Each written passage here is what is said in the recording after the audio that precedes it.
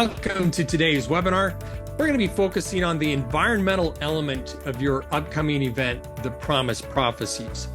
Our goal for you today is that you'll leave with some specific ways that your team can develop a plan for connecting with guests, and that you can create an environment where guests can feel comfortable, where relationships can be built, and really where life-changing decisions can be made. You'll walk away knowing what the next steps are for you and for your church moving forward with the Promise Prophecies. Real quick about Sermon View Evangelism Marketing. Here at Sermon View, we have a passion for ministry, and we're nerds for marketing. We believe that church exists for those who are not yet part of it. So our passion is helping churches like yours reach people in your community who are ready to connect with you. And we do that by helping you market your evangelistic events like the Promise Prophecies. We also help people find people in your community ready to study the Bible with you. We can also help you turn your church website into an evangelism engine. All right, that's about Sermon View. Let's talk about the material that we're going to be covering over the next 45 minutes or so. First, we're going to be looking at some principles for creating an environment that helps guests feel comfortable. Just kind of an overview, the psychology of guests. Then we're going to go over how to help your team create that guest-friendly environment. What are the roles in the team? Then we're going to discuss ways that you can intentionally engage with your guests at each session, as well as outside your meetings. Byron's going to be sharing what he's learned about environments from hosting his own reaping meetings. And then we're going to conclude with your questions. All right, let's begin by talking about the psychology of guests. God created humans with the innate need to belong to community. And one fundamental reason that people come to a church event, whether it's a worship service, a Bible study, or some community event, a fundamental reason for coming is because they are seeking to fulfill this fundamental need to belong. We are social creatures. And although church, of course, has a theological component, a vertical relationship with God, church is fundamentally a social experience with horizontal relationships between humans. Church is fundamentally a social experience. And so we need to account for that in our evangelistic efforts. So here's the thing about humans. Humans are uncomfortable with uncertainty. When people think about walking through the doors of a strange church filled with people that they don't know, this can cause anxiety. And in fact, today, social anxiety is one of the chronic mental health challenges of this age. So we need to do whatever we can to lower the anxiety of our guests. Now, part of this anxiety is the uncertainty of how a social interaction will play out. And there's been a lot of research done in the psychology and the sociological factors of uncertainty. In a social setting, people are constantly assessing the environment and predicting how a conversation will flow because uncertainty is uncomfortable. So how do you reduce this anxiety, this uncertainty? You do this by creating an environment that is familiar to that person in some way. So I want to use the example of airports. Look at how airports are laid out in the signage. I was just in earlier this week, I flew in on an international flight into the San Francisco airport. And I had never actually been in the new international terminal. And when I say new international terminal, I think the last time I flew in was when I was a kid. I was a teenager or something like that. So I'd never been in this terminal before. I'd never gone through the immigration process in this building. But if you think about it, really every airport is similar. And it's not just because the layout of the terminals is optimal for the airplanes. Each terminal layout is, in fact, a little bit different, and yet they all feel the same. They all have the same signage. They all use the same vocabulary. Why is it called baggage claim everywhere? Why is it not luggage pickup or checked in bag retrieval or something like that? It's called baggage claim everywhere because travelers will feel more comfortable if it's familiar. And in the case of airports, if you're more comfortable, you're more likely to spend money at the shops that are there. And if it's comfortable, you're more likely to fly again. So the airlines have an incentive to help you feel comfortable. The airport and its vendors have an incentive to help you feel comfortable. It's called baggage claim everywhere. And there are lots and lots of signs pointing to it. When you get off the plane, you come out of that jetway, it doesn't take more than a few steps before you will find a sign that says baggage claim this direction. It's called ground transportation. It's called check-in. It's called arrivals. It's called departures. These are terms that are consistent across all airports. And if you're familiar with one airport, you're going to feel like they're all familiar. And when it's familiar, you'll feel more comfortable in a new airport. And this consistency reduces uncertainty. That reduces anxiety and it helps someone feel more comfortable. Okay, so why is this important for evangelism? And more specifically, why is it important for the Promise Prophecies event? The fact is that guests who are comfortable are more likely to engage socially. And church is fundamentally a social experience. Guests who are more comfortable are more likely to retain the information that they hear in the presentations.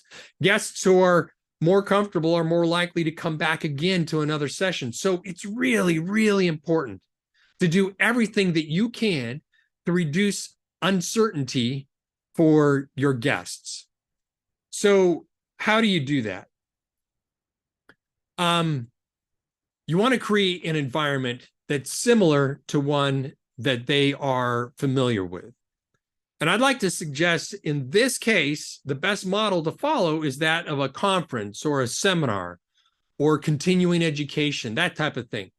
When you go to a class, like at a hotel, there's a desk outside the room where you check in. You receive the training materials. You get a training guide.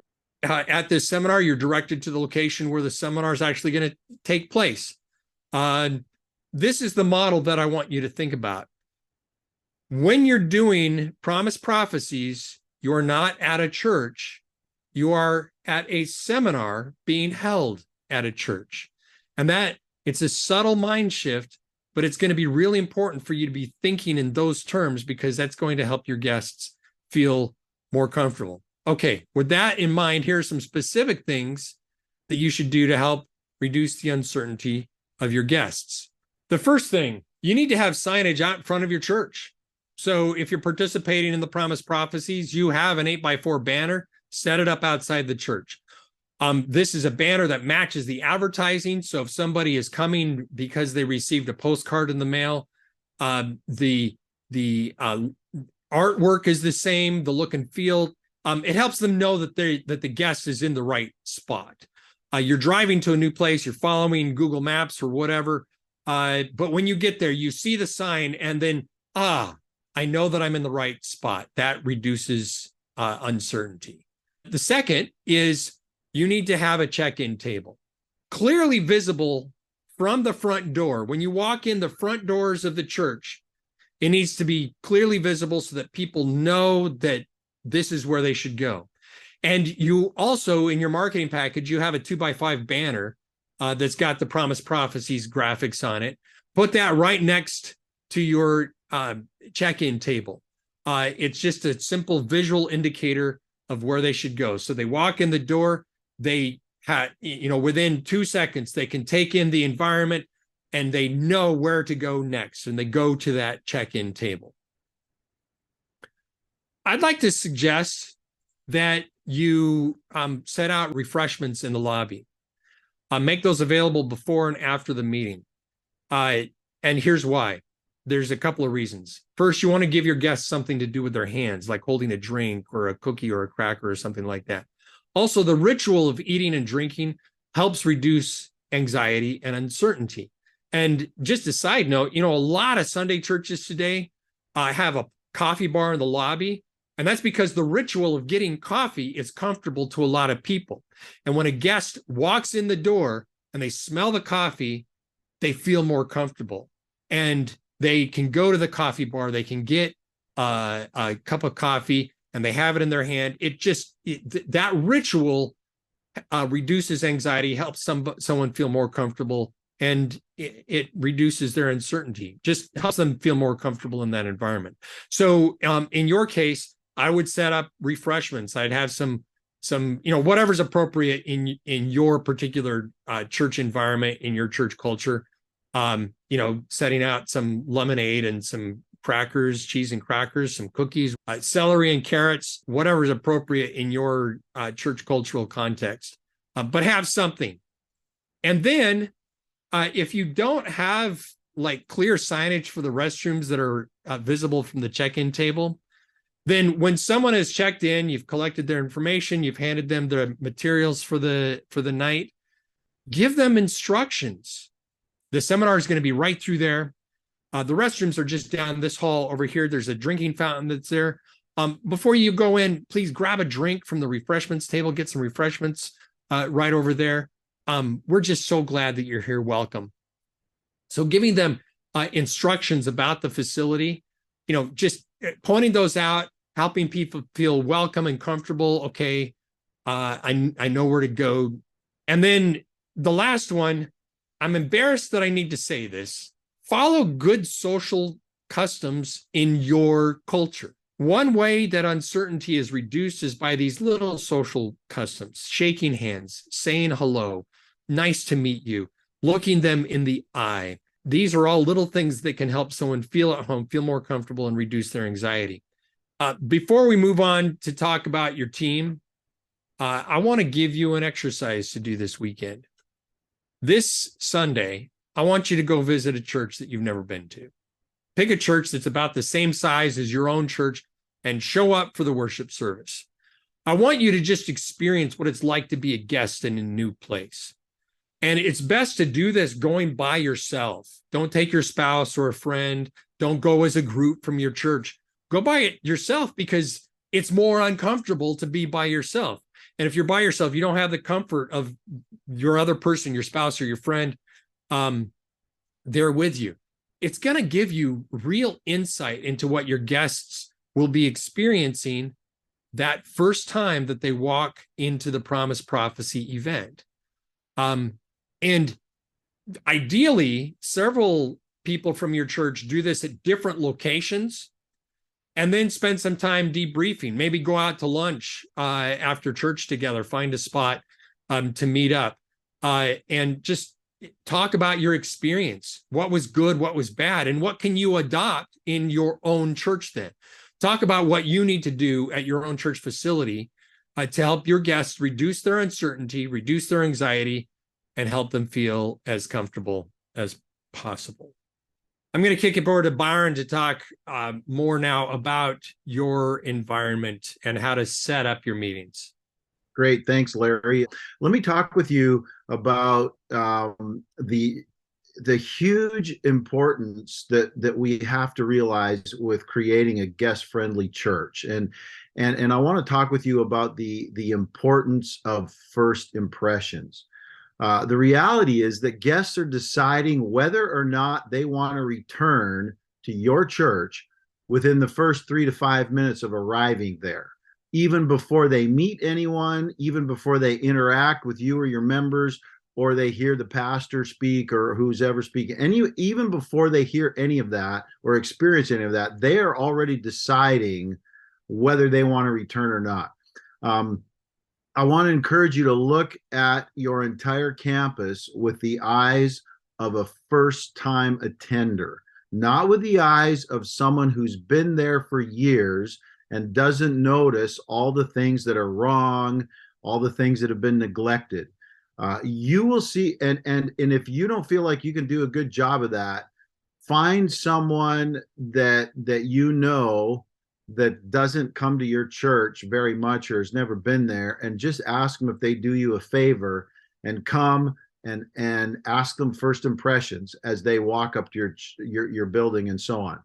But if you will take that time to go and try to look at your church as if you'd never been there before, as you're coming for the first time, you will see things that your people in your church that you've all simply gotten used to, that you don't notice anymore, and that you accept, but which really stand out to first time attenders and can give them a negative impression of your church and the environment, and will really turn them off in terms of coming back and returning. So don't underestimate the importance of first impressions. First impressions, they start outside with your grounds.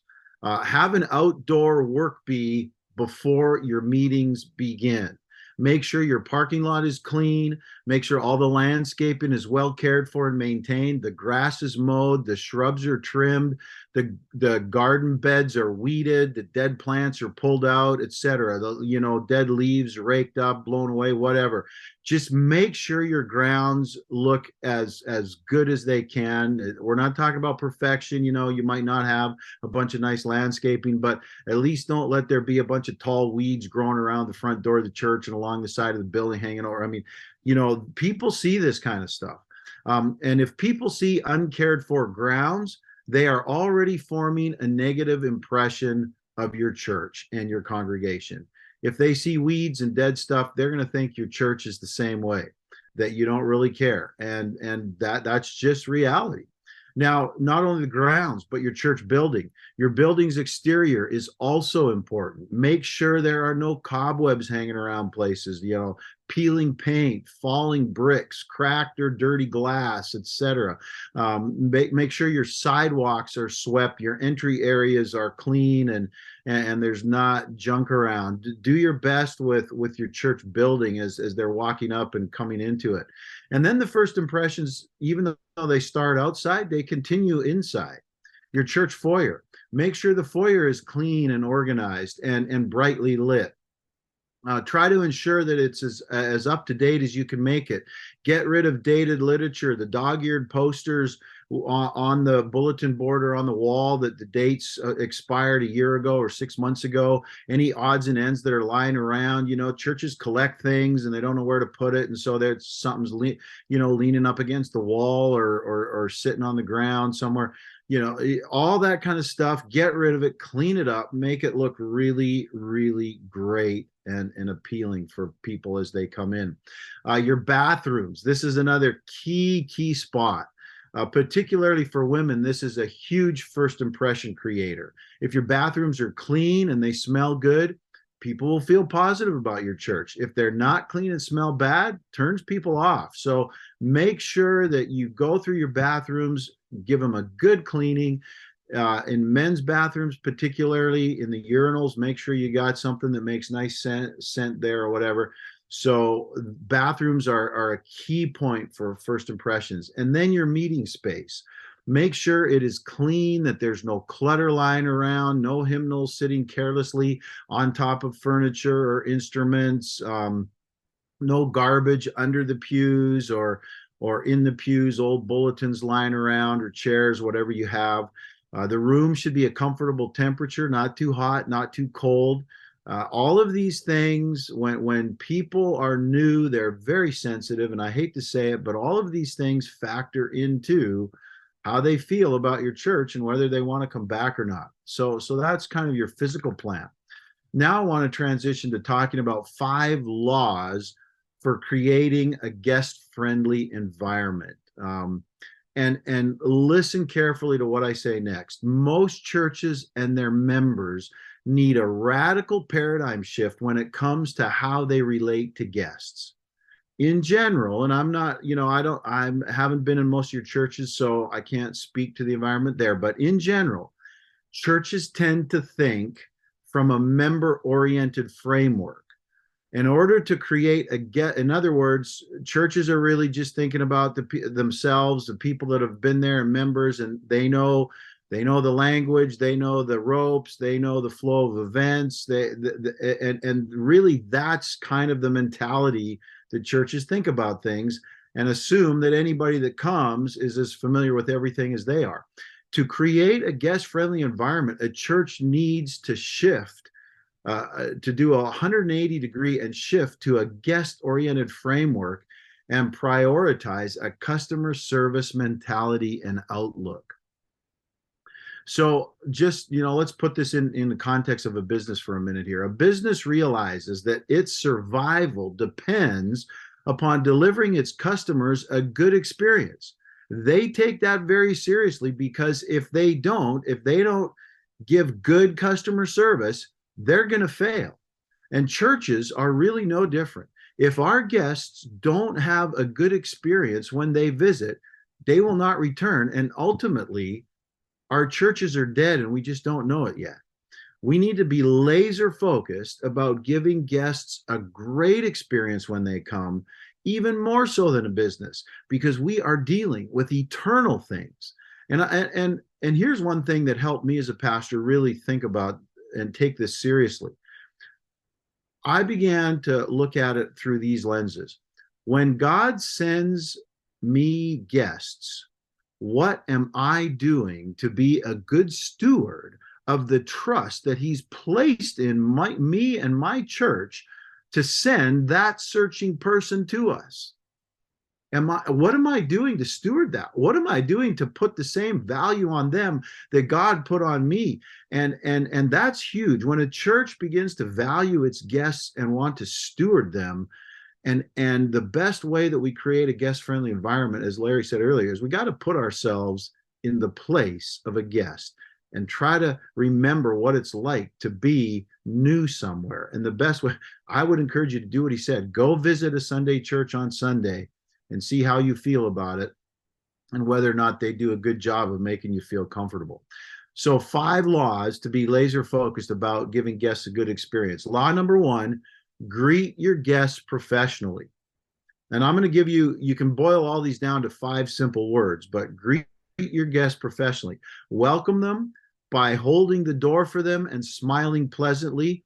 Make sure you also speak to them. You can say something like, "We're so happy to have you here today. Thank you for coming out for the prophecy meetings." You can adjust these. These laws work for your Sabbath morning experience as well. But hold the door, smile pleasantly, and greet them by thanking them, letting them know how happy you are to have them there, thanking them for coming out.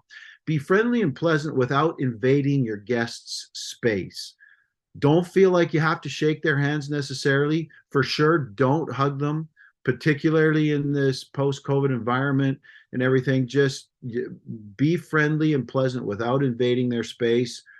If it looks like they're responsive and positive, you might want to shake their hands, but you can greet people pleasantly without necessarily touching them. Then part of your greeting, and I'm talking now in the context of the meetings, it's really super important to direct them to the registration stations. You've got to have as complete a record as possible as you can of everybody who comes in person. Just because they registered online doesn't mean they don't need to register when they come.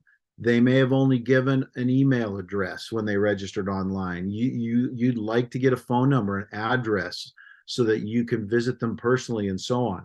So everybody's got to register in person, even if they registered online. So have your greeters direct them to the registration stations. And cardinal rule about greeting professionally: don't get distracted in conversations with church members. If you have to, tell your friends at church, "Hey, I'm going to ignore you while I'm greeting because I've got to focus on the guests." So that's law number 1, greet. That's your word, greet. No, law number 2, direct your guests to the right location.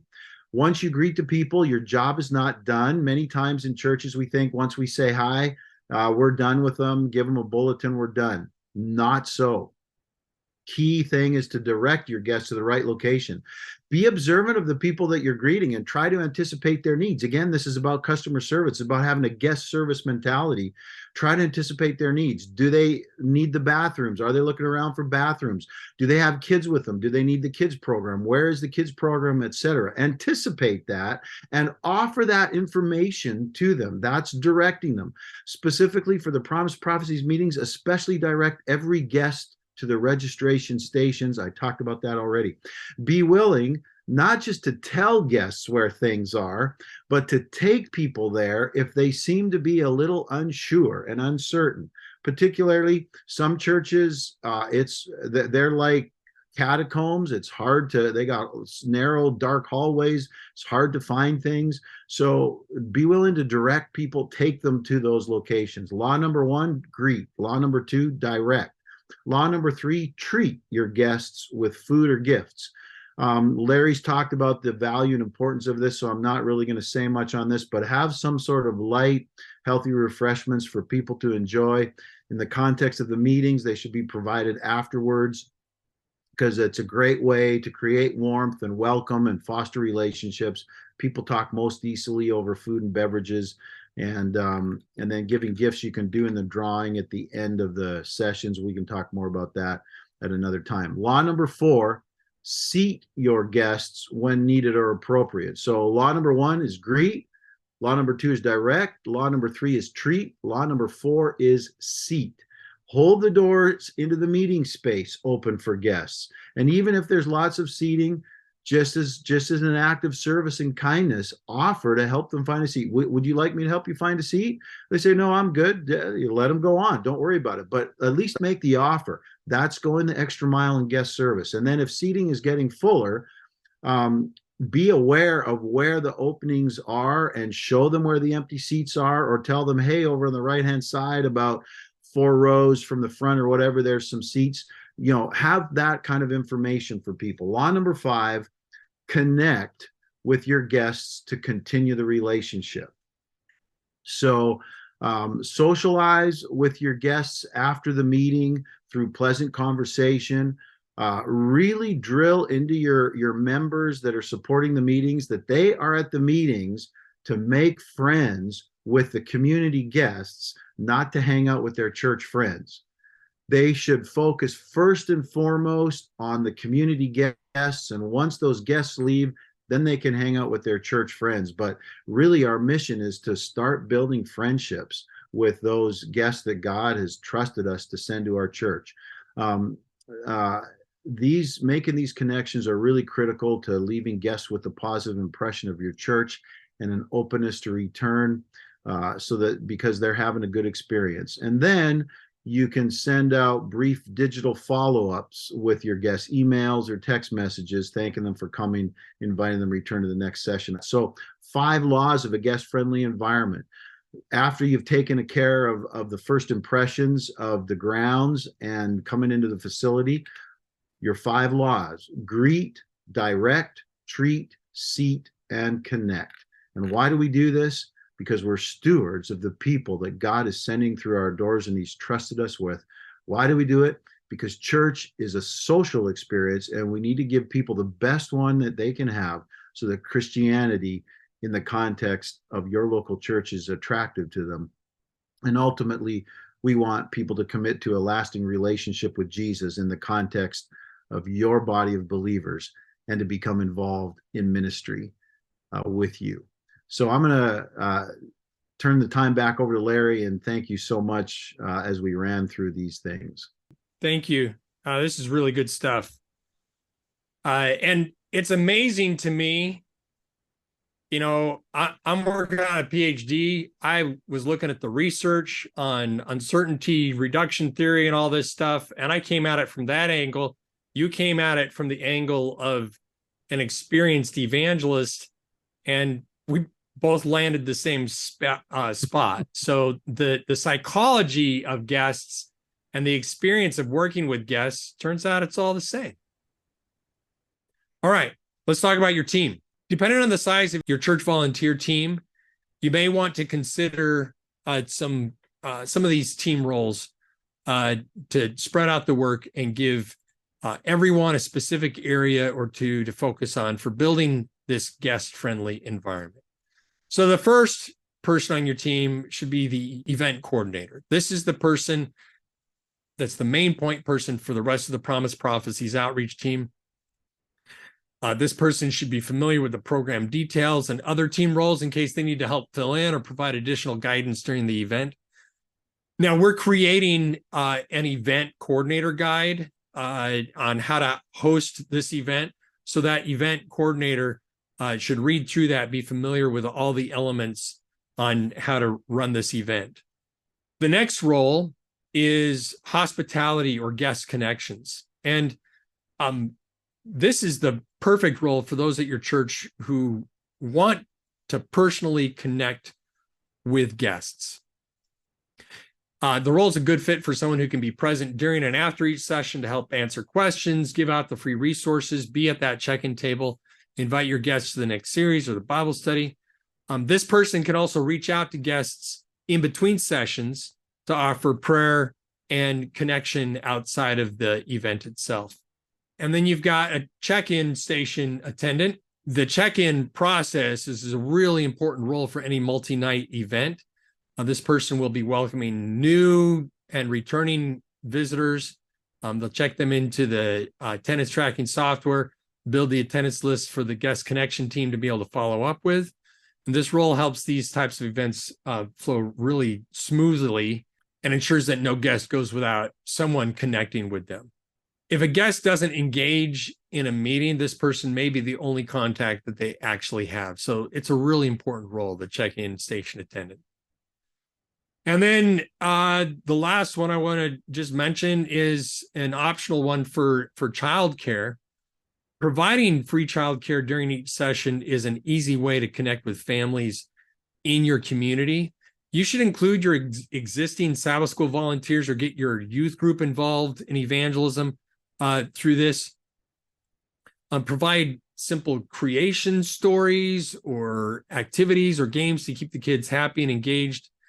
When I was a dad of young kids, when my daughter was a toddler, she and I used to go to church on Sunday just to get out of the house and experience a new environment. And it was really interesting hearing how my daughter felt about the children's activities. Made me feel better about that church because of my daughter's experience. So it's a really important role. And if the kids are happy, if the kids are engaged and enjoying their time, then it's going to encourage continued attendance from their parents. If you are providing childcare, make sure that you include it in your advertising so that families know that the kids are welcome to come too. Your event moderator should coordinate and form his own presentation team to ensure that each session's presentation slides and videos run smoothly. The host guide will have more details on that team. Here we're talking about creating the environment for the guests. Each person that's involved should have some familiarity with the interest tracker software to make sure guest data and interactions are logged in the software so everyone on your team has the most up-to-date data on your leads. And we're going to be talking about that software at an upcoming webinar that we'll tell you about at the end of this one. Now, a key element of what makes this event innovative is going to be the way that you engage with your guests. It helps to plan and train your team on how to engage with those on your pre-registration list and those attending your meetings. You want to reach out in ways that will help you encourage attendance and build connections that last beyond the final meeting of this series. And thinking through this process ahead of time will prepare your team when you start seeing pre-registrations actually come through. So engaging with people even before the event, just sending them a text saying, hey, really excited that you're going to be here, a personal text. And you can do that through the interest tracker software. The pre-registration system is going to be sending automated reminders about each event, so you don't need to do that. But sending some sort of personal message can be really good. So let's talk about Interest Tracker. Interest Tracker has several tools that play an important role in connecting with your guests and building relationships with them. Some of the key features are attendance reports through the attendance tracker module that you're going to have access to with Promise Prophecies. You want to be logging interactions with your guests. You can be entering notes about them. You can schedule follow-up tasks, and you can log any decisions that your guests make during the series or after. We went over some of the communication tools available in Interest Tracker in our first webinar at the beginning of the year when we first discussed Lead Generator. And we're also going to have another webinar coming up on April 5, where we're going to be covering the attendance check-in, the reporting. We'll cover the communication tools again, and we'll show you exactly how to use that software in a live demo. So after today's webinar, I encourage you to register for that one if you haven't already. That's coming up on April 5, and we'll have more information about that at the end of the webinar here. The last thing I want to mention before I kick it over to Byron is that you can send text messages, like I mentioned, within Interest Tracker. You can send a message to a single interest, or you can send a bulk message to multiple interests based on standard search parameters like tags, using your own dedicated phone number specifically created and assigned to your church within Interest Tracker. In addition, your team will get notified when an interest responds. So you'll be able to review the complete history of the text conversation and their interest record, and responses can be forwarded directly to you, so you never miss an opportunity to connect when a guest engages with you. With the text messaging module, you've got a really powerful tool to increase interactions and improve attendance at your event. Byron, let's talk about when to connect with guests. I want to first of all talk about connecting with our guests digitally, and then I want to talk about doing that in person. The things that Larry went through with you, this is really powerful stuff, and I cannot emphasize the value and the importance of the principles he just shared concerning how people feel in a new environment, and then also the critical things to do to make them feel comfortable and to be aware of at our churches. Now, he also talked about Interest Tracker and the module that allows you to do text messaging, and this is what I want to come back to. Super powerful, and I've begun using this before my meetings begin to start adding a personal connection with people so that they begin to feel like they already know me a little bit before they ever show up to the opening meeting. And so your social media advertising with your marketing package for your meetings, it's going to begin typically 2 weeks before your opening night. And so you can begin monitoring that. You can begin seeing those invitations, those pre-registrations coming in through the social media. And then once the mailing goes out, which it should be out a week to a week and a half before the meetings, you'll get those pre-registrations. Begin communicating with those people through the Interest Tracker text messaging module, and do this several times. I like to start 1 week before the meetings begin, just with an initial text message, welcoming them, thanking them for registering for the meetings, and telling them, I say, I'm really looking forward to arriving at whatever city I'm going to be in, and can't wait to begin our journey in Bible prophecy together. And then I do 3 days before the meetings start, 1 day before the meetings start, and then day of the beginning of the meetings.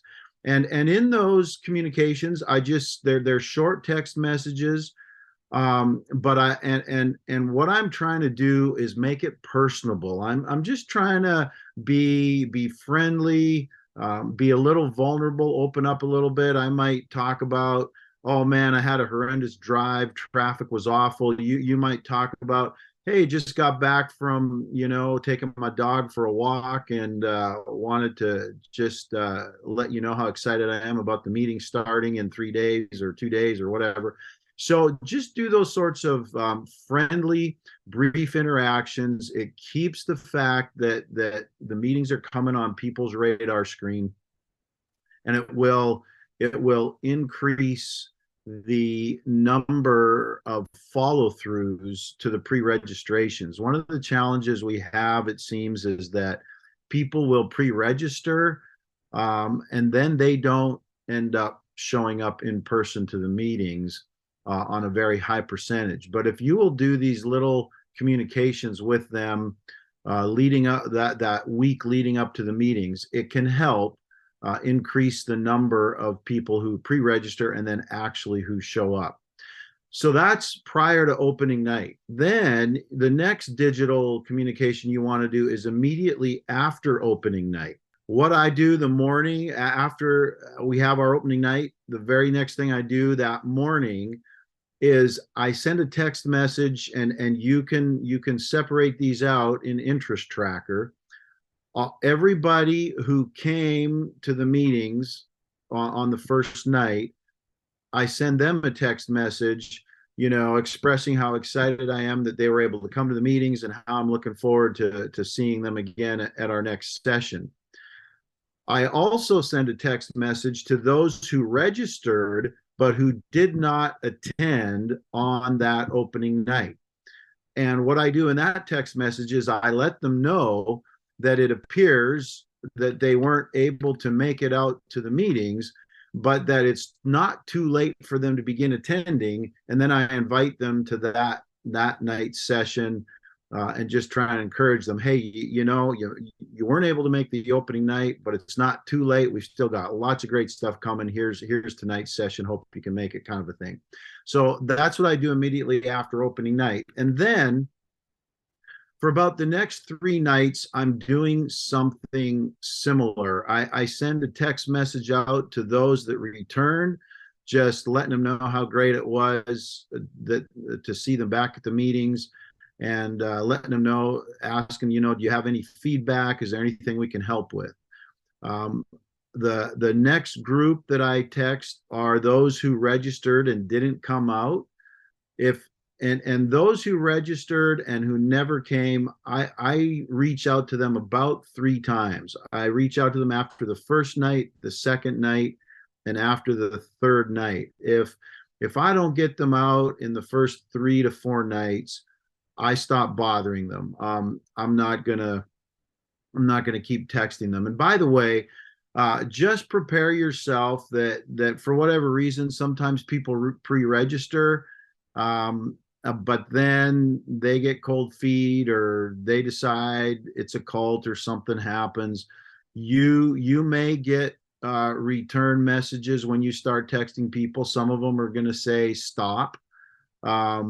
And at that point, don't keep bugging them. It's very important at that point that you archive that name so that you don't keep sending them texts out when you send your group texts to those that came or those that registered but didn't come. If they say stop, you need to honor that. And the best way in Interest Tracker to do that so that you don't forget is just to go to their name and then archive them. That will take them out of the active interest file. You will not lose their system, their name, and their information out of the database. You can re-access it later, but they won't get those communications.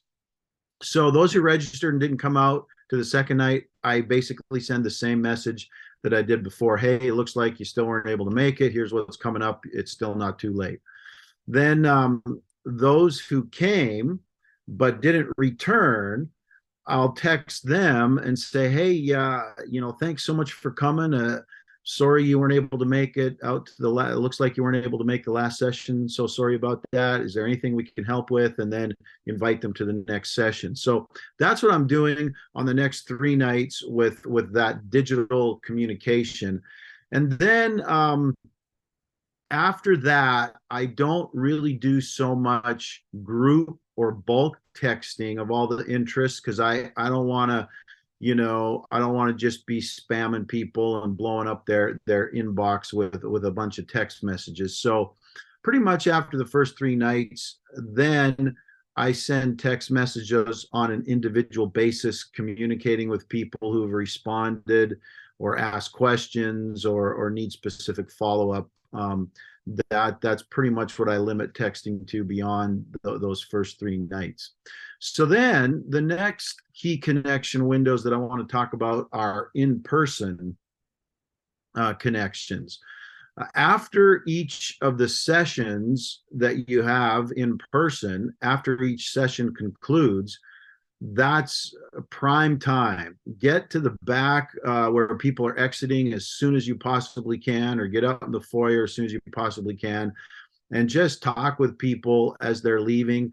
It might be just as brief as introducing yourself, asking their name, and thanking them so much for coming out, um, and but brief, but just to try to greet and meet as many people as you possibly can at the end of each session. Then the other key in-person connection window is after each response card that we do. And in the 15 sessions, the meetings, we're going to have 7 times when we do response cards. At the beginning of the meetings, they're not so frequent.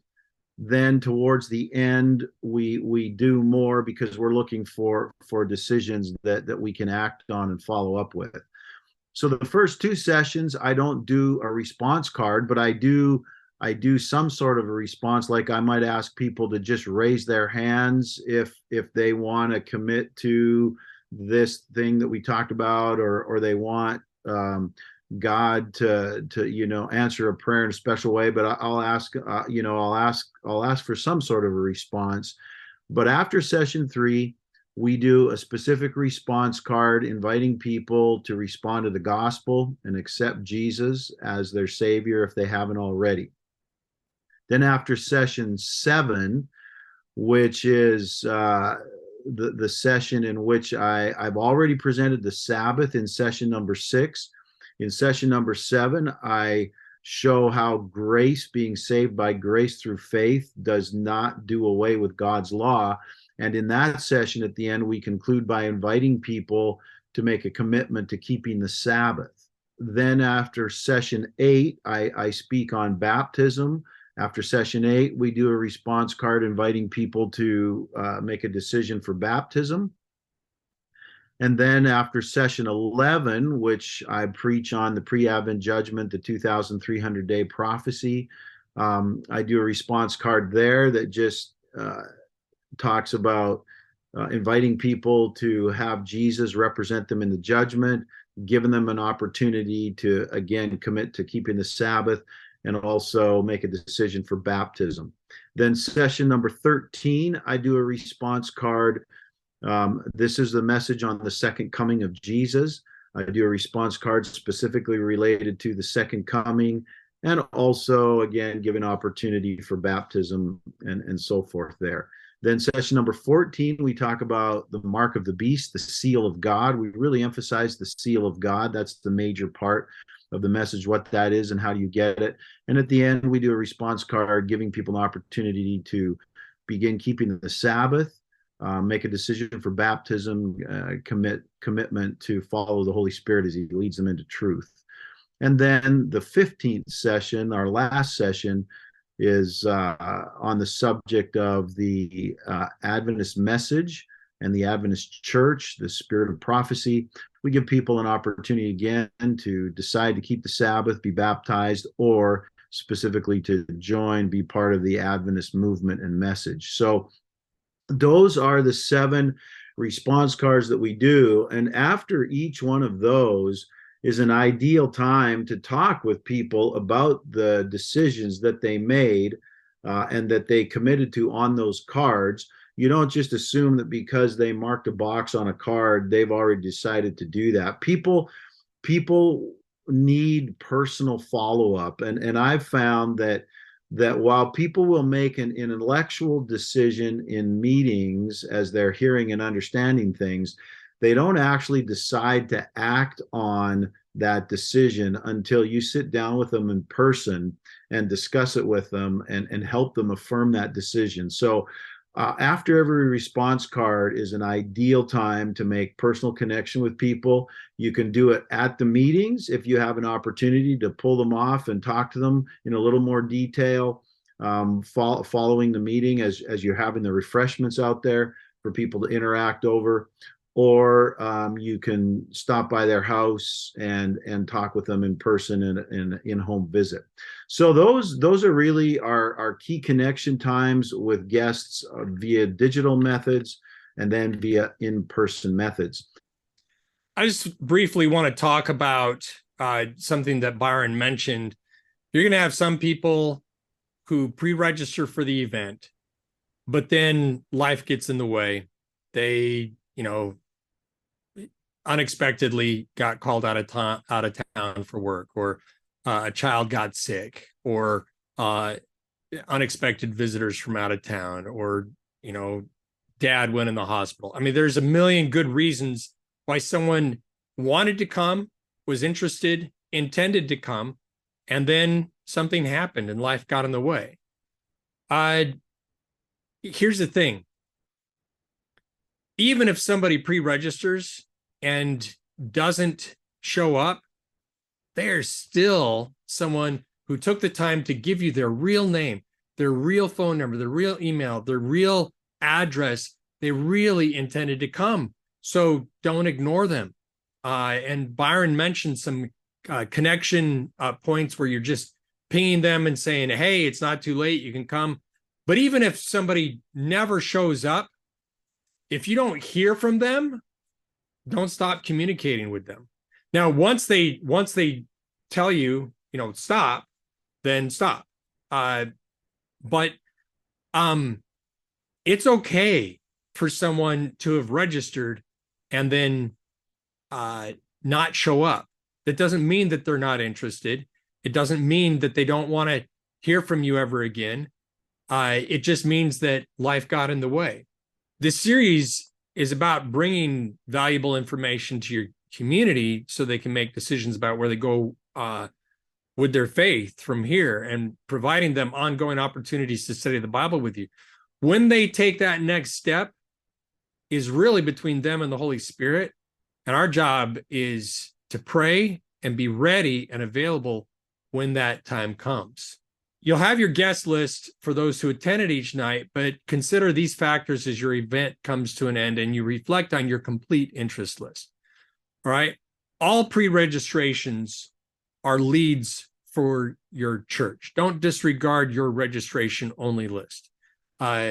It's a great way to get a head start on your next event, since you already have a list of those who've shown curiosity in this topic. People signed up to attend your event because they were interested in it. So be sure to include them in any future invitations to events at your church. Their information will still be in your interest tracker account, so you can include them in future communications. The key here is not to inundate them with other invitations, to keep the invitations clearly related to their interests, but don't stop communicating with them. Anyone who attended at least one session has questions.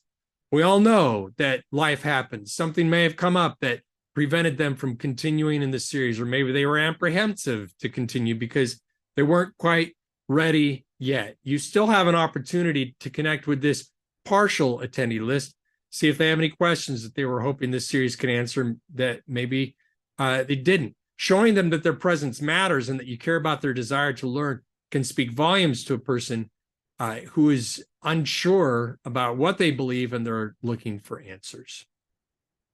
I just really want to encourage to prioritize this radical paradigm shift of guest-friendly, guest-oriented thinking versus member-oriented thinking. So I want to just point out that we have built a host site for you guys that explains the program. It explains the Promise Prophecies. We do have some downloadable resources there.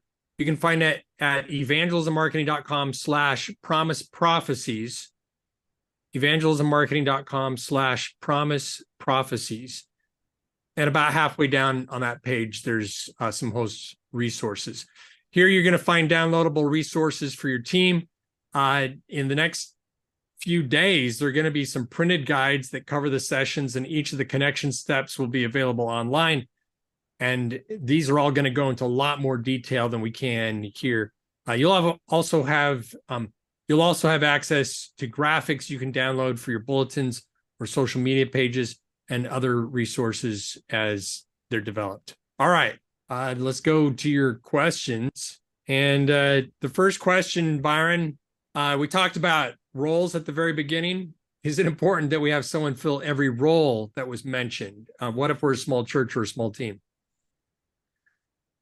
the key roles that you mentioned, yeah, gotta have them. Gotta have your guest connections, your registration people, your greeters, and all those sorts of things. Those are key roles. Just do the best you can. Um, Make the personal ask. Don't wait for volunteers. You might have to go through your church list and be prayerful and say, hey God, who can I reach out to and make this appeal to in person. And I've done that on many occasions, and I find that you never have 100% success, but I do find that when you make that personal ask, there's a much higher response rate, and God will bless you to have the volunteers you need. But the key roles that you went through, those are critical to providing that great experience and connecting with people for the kingdom of God. You really need to have separate people that are greeting versus the check-in table. You can't just have people sitting at the check-in table, and when people walk through the doors, then, wave them over or something like that. You need somebody there that's greeting people and directing them to the check-in table. You have to have somebody interacting. The whole point of this is that you're building social relationships with these people. It's not just that you're giving information. It's not just that you're building fostering a relationship between them and God. You want to be building relationships with members in the church. And the only way to do that is to be out there. So you need someone on your tech team who's making sure that the slides, the video is going to work. That person who's doing that can't be out there greeting. That's literally two different people. Your event coordinator might be dealing with some issues at the last minute. They can't be out there greeting. You really need to have at least half a dozen people there every night filling each of these different roles. Right. How often should we reach out to someone who registered but maybe hasn't come to any of the meetings?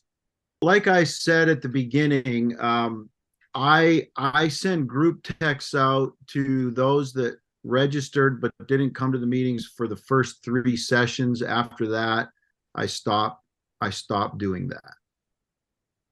All right. Well, I don't see any other questions from our guests on the webinar. So again, as we wrap up, I just want to encourage you to get out this weekend, this Sunday, go visit a church in your area, go to one that you've never been to, just experience what being a guest is like in a new place. Look, your church facility, you feel comfortable there. You feel at home. You don't see the tears in the carpet and the peeling paint now. This is your space. This is your turf. Get out someplace uncomfortable so that way you can experience what that is like. And that's going to get your mind into the space of a guest that's never been through your church doors. It's going to give you some real insight into what your guests will be experiencing. All right, that's our webinar for today. The Sermon Review Crew's excited to partner with the Texas Conference for the Promise Prophecies. We're helping you with lead generator, with event marketing resources for all the pilot churches in this effort. If you'd like to talk with someone about your lead generator campaign or your event marketing plan for the series, put your contact information in the chat system now, and someone from our team will reach out to you soon. We have one more webinar coming up in the series. This is a attendance tracker, a live demo and training webinar. It's coming up Wednesday, April 5th at 1 p.m. Central Daylight Time. The attendance tracker module, this is the software that you're going to be using at your upcoming event. And the webinar is going to show you how pre-registrations automatically flow into your account from the pre-registration system, how session check-ins will work for each of your meetings, and how you can use attendance reports to develop a follow-up strategy to connect with your guests and cultivate relationships that are made during your series. You can go to sign up for that webinar at promiseprophecies.org/AT-demo. promiseprophecies.org/AT-demo. Hey, Byron, will you pray for us as we close? I'd love to do that. And as we close, just want to say to everybody that's on the session here with us again, we are so delighted to be partnering with each of your congregations and churches. Thank you for the time and energy and effort that you're putting into this project. We're here to support you. I'm praying for you every day as part of my daily devotions and what God's going to do through this project. So be encouraged. This is hard work. The enemy doesn't want it to happen. So don't get discouraged when there are little setbacks or roadblocks along the way, because ultimately we serve a God who's way, way bigger than the adversary. He's already won the victory, and he's going to give that victory to us too. And we're going to learn things, and we're going to be able to be more effective for him as we move forward together. So be of good courage, everybody, and let me pray over you. Lord God, thank you so much for your love and grace that you reached out to us and saved us. And now, God, we want to join you on your mission to keep doing that for every person who's in the world. And Lord, we have connections in our own circles, in our own communities, and you've placed us there to be that light, to be that connection and that invitation so that people can know the grace of Jesus, the forgiveness and his mercy, and also the message of truth that will prepare them for his soon return. Lord, I want to pray that you will pour out your Spirit on each church that's participating. I pray that you pour out your Spirit on Sermon View and the team there, and just bless all of us as we work together to learn and to be more effective at helping people into that saving relationship with Jesus in the context of his soon return. Thank you for hearing this prayer, and we trust you for it all. And we just make ourselves available to you to use. And I thank you in Jesus' name. Amen. Amen. Thanks, Byron. And thanks to you guys for participating in the webinar. Looking forward to having a really great event with you. And we'll see you on April 5th for the next webinar.